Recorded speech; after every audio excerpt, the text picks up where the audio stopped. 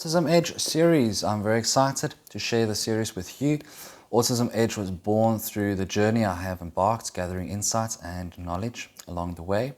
I would love to share what I've learned in the last 6 years with you. We are covering the topic of yeast and how overgrowth of yeast influence autistic behavior. What is yeast?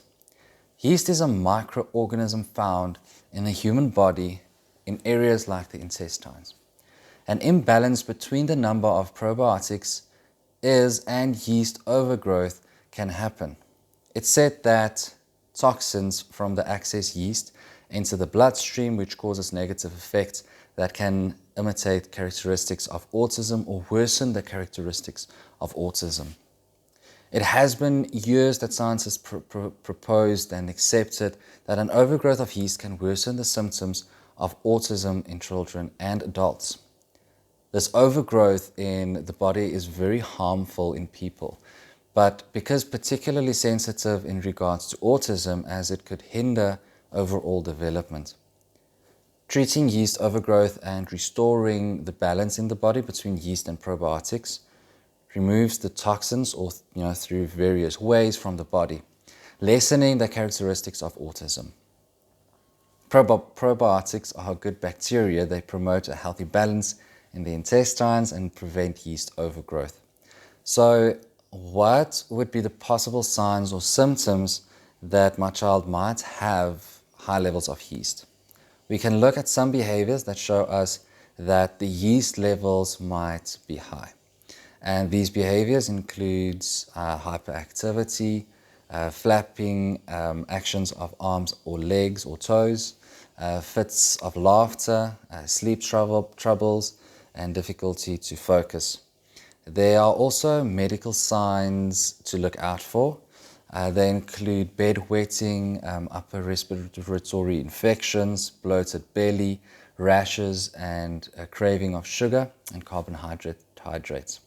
How and what can you do to lower yeast in the body?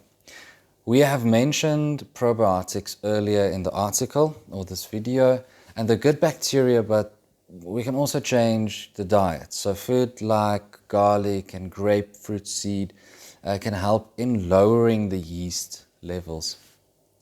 Probiotics like acidophilus and lactobacillus can help with balance in the intestines.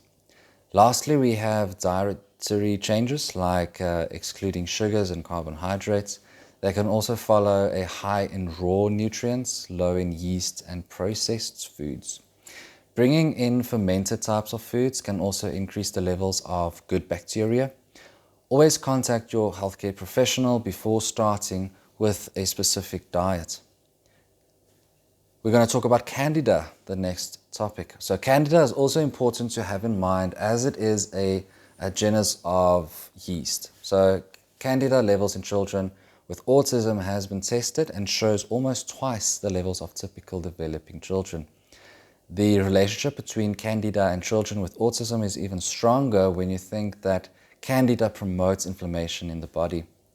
From our previous articles, we know that inflammation in the body causes a low immune system function, as well as digestive difficulties. Studies have shown that children with developmental difficulties have trouble with the digestive system, or the GI system. This also increases different behaviors around food intolerance and food sensitivities. Excess number of yeast or Candida in the GI tract causes gas, nausea, stomach pain, and cravings. The big number of proliferation of Candida in the GI system can lead to toxic sugar production. The effects on the nervous system is harmful. This can cause blocking the centers in the brain that develop speech capabilities and focus. What can be done to assist lowering the levels of Candida? We have made a list of foods to avoid and foods to include. To receive the full list, just register for our Uncover Autism series. Any sugar and carbohydrates should be avoided. Foods containing dairy should be excluded, as well as certain fruits. Keep a lookout for this article and video on our Facebook or Instagram account. And please let us know if there's any questions you might have about today's video.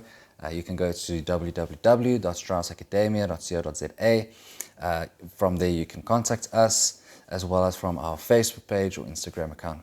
We look forward to hear from you as well as your thoughts.